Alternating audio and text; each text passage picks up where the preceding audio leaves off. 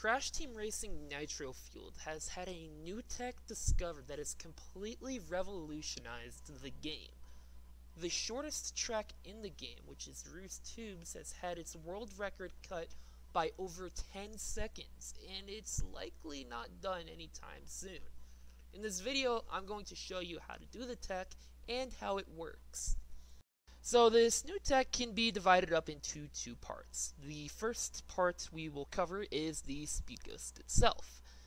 Now, Speed Ghosts themselves have been known in this game for quite some time now, so I'll just go over them very briefly.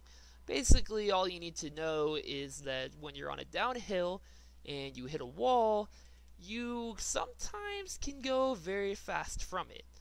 To this day, even though Speed Ghosts have been around for quite some time, no one is really sure why they work. They just kind of do. The second part of this new tech is the part that we will focus on in this video. It is a tech that people are calling snowballing. Now, snowballing is after you get the Speed Ghost, you preserve the speed and are actually able to go faster in some cases with the Speed Ghost. This is why Roost Tubes, a track with 2 Speed Ghosts in it, has been able to be dropped by so much time. And it's definitely not close to being finished yet. So how do you do this? The answer to that is actually pretty simple. All you need to do is, once you're in the air after getting the first part of your Speed Ghost done, you want to hold down 4 buttons. You want to hold down X, square, D-pad down, and either a left or right direction depending on where you want to go.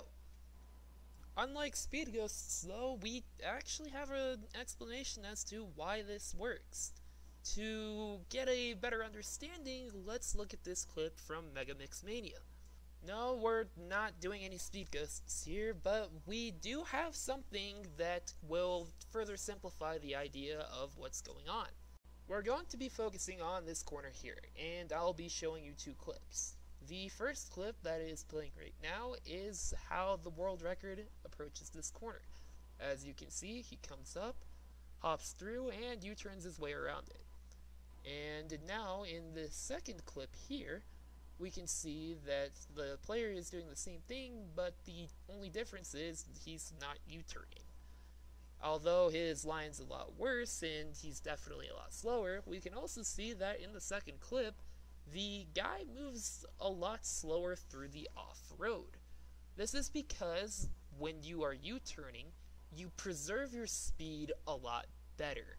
Now, if we apply the same concept of U-turning through off-road with U-turning in a Speed Ghost, this is why this works so good.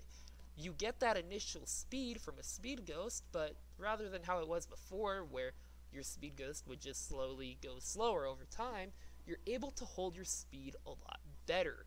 You combine these 3 buttons, and then you add the last button in, which is your acceleration button. The acceleration button will make it so you don't move left and right as much, and you're able to go in a much straighter line. This is also very important. If you need to make a sharp turn, you let go of acceleration and you're able to make the turn a lot easier. Now, where you're likely going to have the most problems with this new tech is when you switch directions. When you go from left to right, there is a split second where you are not holding a U-turn input, and you can lose a lot of speed very quickly. To help with this, some players have completely changed what buttons on their controller do. Here's a screenshot of a French player's button layout, and as you can see, it's pretty confusing when you look at some of these buttons. Like, imagine having to remember that if you want to turn right, you have to hold down R3 on your controller. Like, that's just weird. However, this tech is useful for more than just Speed Ghosts. Like I mentioned earlier with off-road, this tech can be used to cut off major parts of off-road as well. Here's a clip on Coco Park of me using this tech on the first shortcut to go very quickly through the off-road. You can't really tell from the video itself here, but I can assure you that it is definitely faster. World record holder Megumi is actually using this tech to try to get a 112 on Coco Park. Another track that can use this tech for off-road is Turbo Track. As we can see in this clip here, this off-road section can be cut off and save a bunch of time. Maybe 124 could be possible here in the future. Those are the only two tracks in the game that I'll cover for off-road cuts, as the other ones are fairly similar to them, so I'm just gonna go ahead and jump into the Speed Ghost section. I'll go in depth into each one as they're all unique in their own way. The first track we will be discussing is now the iconic Ruse Tubes. Now, Ruse has two Speed Ghosts that we can exploit here, so the first one we'll be talking about is the one at the very beginning.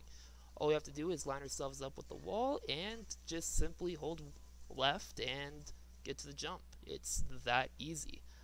As for the second Speed Ghost, there's actually two ways to do it. The safe method and the fast method. The safe method is the one that you've been seeing repeated on this video. All you'd have to do is line up for the ghost.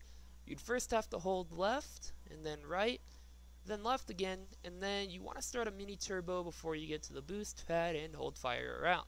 You then go back around and do the first Speed Ghost again the way it was showed earlier, and that's the easy way of doing it. The second way of doing it is actually really similar, but with one key difference at the end.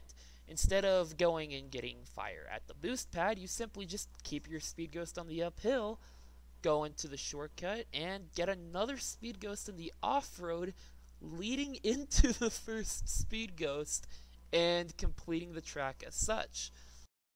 The second track we'll be discussing is Electron Avenue, at the very beginning of the track. You'd have to line up over the invisible wall on the right side, hit the ground, and try to control your car. Yeah, this one's not easy to get right.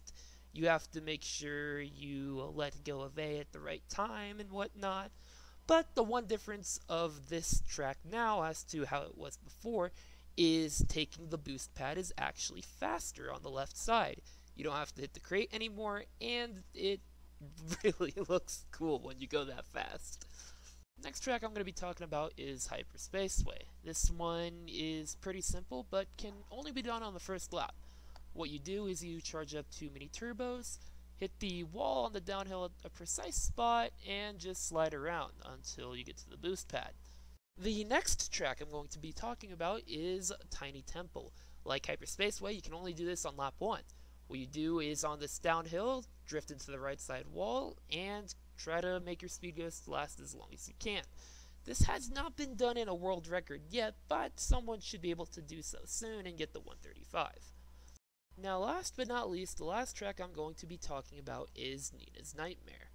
As you can see on the screen here, I am able to get sort of a Speed Ghost here, but it's not really that fast. That being said though, it's possible to go a lot faster. I just can't do it. Now, I'm going to show a clip here that shows Pulsewid, the founder of this tech, doing it. He's gone. You're not catching him. Bye. So yeah, that's about it. I really quickly just want to give a shout out to Pulsewid for being the one who found this tech, Haka for being the first one to use this tech with a video proof, and Kakaratu for the one being able to just stay on the ground and snowball. Without them and their discoveries, this would not be a thing right now. Even though it would be in the game and someone else would have found it one day, it's here now. And it's definitely changed everything, whether we like it or not. The last thing I want to say is thank you guys for watching, and hopefully this helped you out. Cheers!